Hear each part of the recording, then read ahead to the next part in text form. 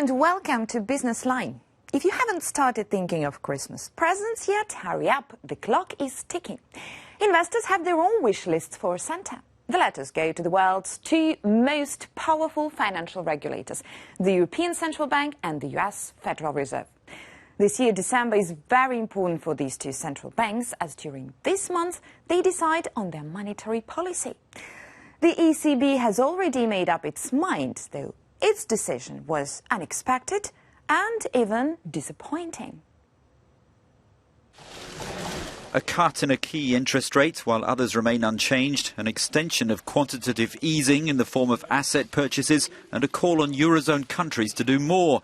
Mario Draghi's boost to the European Central Bank's stimulus package has had a lukewarm response. The questions began immediately. Asset buying will continue until at least March 2017 at the current 60 billion euros a month. It's also being enlarged. The bank deposit rate is being cut further to encourage banks to lend, not store cash. Today's decisions also reinforce the momentum of the euro area's economic recovery.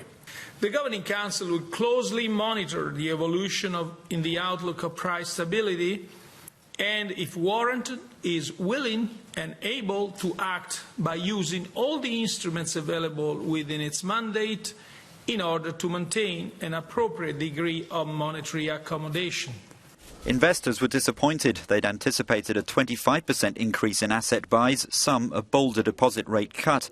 The euro jumped and bond yields surged. The ECB wants to boost inflation, but there are warnings that the market reaction may make it even harder to generate.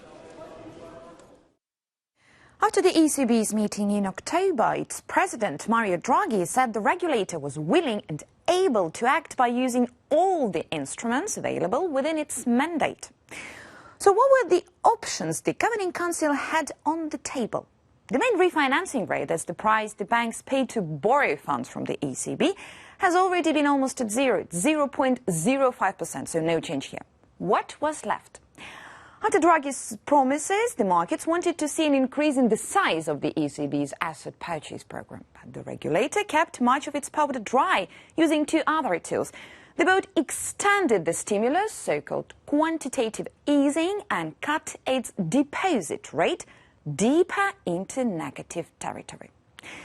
The ECB had already been paid by the banks for looking after their money, but apparently the lenders could afford the previous rate. So Draghi still has a card up his sleeve. That's the increase in the asset purchase program that now stands at 60 billion euros per month. So to speak of the future, the ECB still can pump more money into the Eurozone economy to speed up its recovery. The week after the ECB extended its stimulus program and cut a key bank rate for the Eurozone, data from Eurostat confirmed earlier market expectations about growth. The seasonally adjusted figure was 0.3% quarter-on-quarter for the July to September period, compared to 0.4% in the previous quarter. Year-on-year growth remained steady at 1.6%. Rising inventories and household spending were seen as the main driving forces behind the figures, offsetting a negative impact from trade. Imports rose by much more than exports. Malta, Latvia and Slovakia showed the strongest growth, followed by Spain. Bottom of the table were Greece, Estonia and Finland. The ECB says it is ready to adjust its policy if needed to help meet the price stability objective. Let's take a closer look at the main components of the headline inflation the regulator is so worried about. Services is the largest component, accounting for more than 43% of individual consumption expenditure in the euro area.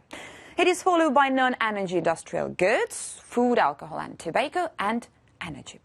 Now, that is the headline inflation the ECB targets. But its president, Mario Draghi, says the policymakers are now closely watching the core reading that excludes these two components that are too volatile compared to the others. The US Central Bank is also fighting low inflation, but the expectations here are different, as well as the Fed's options for the next meeting on the 15th and the 16th of December. Here, it will all be about the rate hike. US job growth increased solidly in November, another sign that the economy is holding up, and for many another reason for the Federal Reserve to raise interest rates soon. Unemployment held steady at a more than 7-year low of 5%. It's dropped 0.7 of a percentage point this year. Not including the farm sector, the number of new jobs created rose by over 200,000 in November. The increase comes on top of previous rises. The data for September and for October has been revised upwards, showing more jobs created than previously reported. The report comes in the same week as the Fed's chair struck an upbeat note about the US economy and hinted at that long-awaited rate rise. Ongoing gains in the labor market, coupled with my judgment that long-term inflationary expectations remain reasonably well anchored, serve to bolster my confidence in a return of inflation to 2%. Moreover, holding the federal funds rate at its current level for too long could also encourage excessive risk-taking and thus undermine financial stability. The second strong month for jobs should allay fears that the economy is hitting a rocky patch. Figures on consumer spending and the services industry have been poor. The Fed's policy setting committee meets on December the 15th. No doubt the Fed's meeting and its decision will make headlines next week, whether there is a change or not, and no doubt we'll bring you this. For the moment, Giacomo takes a look not at the headlines, but at the hashtags that made it to Twitter's top. This is it. This is IT.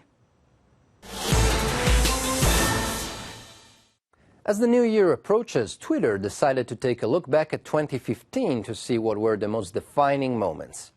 We've already recounted the incredible support shown by the web after the attacks in Paris in November and January.